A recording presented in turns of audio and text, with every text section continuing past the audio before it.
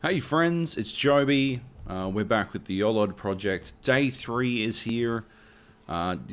Quick rundown of the YOLOD Project. I'm playing Alien Isolation, and every time I die, I stop playing for the day, and I return the next day, and I start from the get-go again. And I'm going to try and make it through the game in one life. And so you only live once daily. That's the theme of the game. Anyway, the update I was talking about yesterday is upon us. I want to talk a little bit about how memories we form in fact impact the games we play. I played a fair bit of a mod for Arma 2 called Island Life, a weird little life RPG where people could be cops or robbers or something in between, sort of civilians who, you know, didn't rob people, didn't do criminal activities, also weren't cops. They were usually the victims of both cops and robbers. It was tough for them. Anyway, people could switch between the teams, could switch between criminal or police officer at will, or sorry, civilian or police officer at will. And that you could be a cop and a robber in the same day if you wanted. But because Island Life was an RPG, and because it relied quite heavily on players role-playing, it was important that you acted like a brand new person each time you started into the game. And because you had to start a new life when you switched sides, you were required to clean slate your knowledge base whenever you started over. That is to say, if you were a robber and you became a cop because, say, your friends began playing, it was considered poor form to use knowledge of specific criminal events, underhanded dealings, to benefit you when you were a police person. You couldn't just sort of say, oh, I know that there is a, illegal drug deal going down in this location right about now. Let's go get them, boys. That you only knew about because you were a criminal who happened to have been on their way to that drug deal. This carried over to a lesser extent to deaths in battles between the two factions. If you died as a police officer, it was considered against the rules for you to respawn, grab a bunch of weapons, return to the location of your death, and then shoot dead your murderer. You had to still follow the rules of engagement laid out by the game. You could shoot the murderer if said bad guy shot at you or others, or broke any other a dozen rules that dictated that they were allowed to do, like that you were allowed to kill them on sight. But otherwise, you had to pretend like you had no knowledge of who it was who killed you in your last life. On the other hand, you were totally allowed to use criminal knowledge to your advantage in other ways. When you played as a baddie, you became acquainted with the best ways to make money. As a cop, you were able to use that knowledge you gained as a baddie to stake out those money spots, and you became instinctively aware of what criminals were going to do next. It became easier for you to do your police officer duties, not through immediate direct knowledge, but through a learned experience.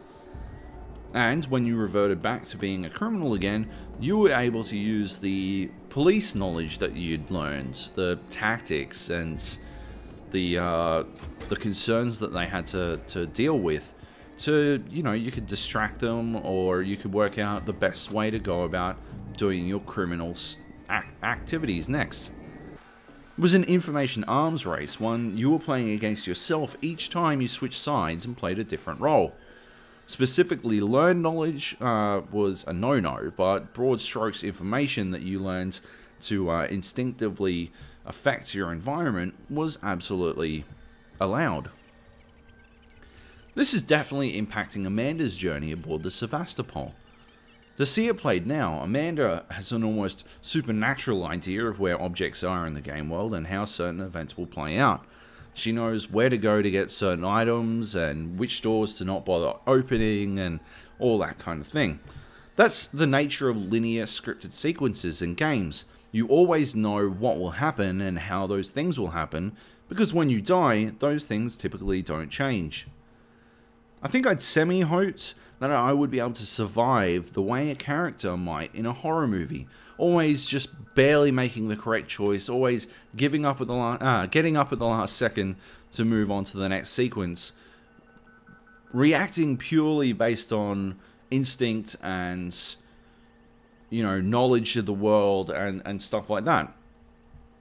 Ellen Ripley's decision to save the cat in Alien very nearly got her killed, and I guess I wonder if she had known how hairy saving it would make things, would she do it again? On the other hand, Ellen Ripley will always save that cat. She has to. That's what the script dictates. The only reason Amanda seems prescient while her mother doesn't is because Ellen's linear scripted sequence demands she appears to have to lack the knowledge needed about the upcoming events.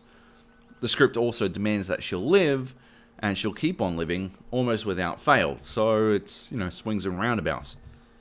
Amanda, on the other hand, has a degree of autonomy, a mind of my own. As a character, she can go where she likes and do what she wants, at least within the walled area that is her fairly dangerous playpen. But without the memories she and I had formed on previous days, we would be doomed to make the mistakes I did previously. Without knowing any better, I'd probably be doomed to die the way I did in the very first update. At the moment, we've learned some things about the game world, some things we probably needed to learn, but as it stands, if we want to survive, we simply have to continue to do exactly what we've done every time, without fail, and we need to learn how to solve the next puzzle, the puzzle of the humans. That's how you beat a linear scripted game, is by learning which moves you're supposed to do and then doing them. Obviously, none of this is a revelation. Movies are scripted. Games are typically not as scripted. I guess what I'm interested in is the point where Alien Isolation abandons the script and allows me to form memories that I can only apply instinctively. The point where I get to start improvising on my own, using knowledge I've learned from the game, of the game world, and inevitably I've learned from people outside the game, to survive against an enemy I can't perfectly predict. All of this relates to another topic that I'll talk about another day, about how so often human players make the best possible horror monsters in games. But for now, I think it's time for me for my death update. I died to the alien. It was exciting and super embarrassing all at the same time. I just don't know what I was thinking. I think there was a part of me that still isn't taking this as seriously as I should be, because I stopped to loot a body, like, just midway through running from the freaking alien. And moments later, I was food.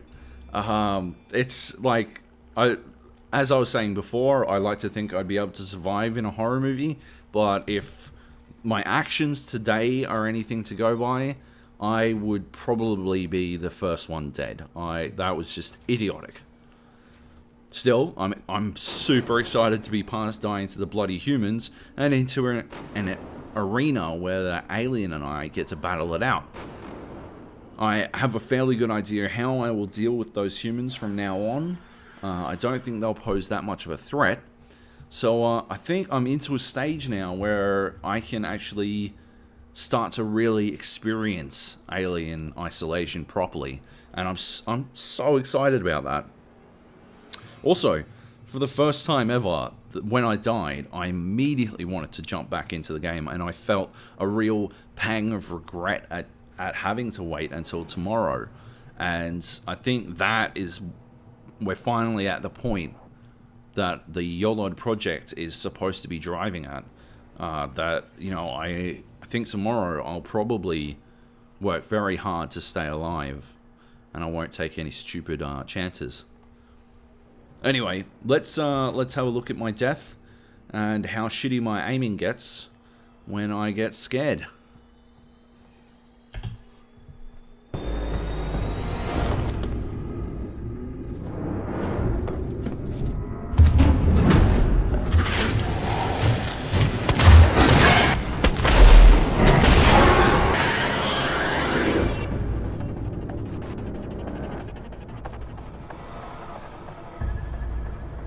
Thanks for joining me on another episode of the YOLOD Project.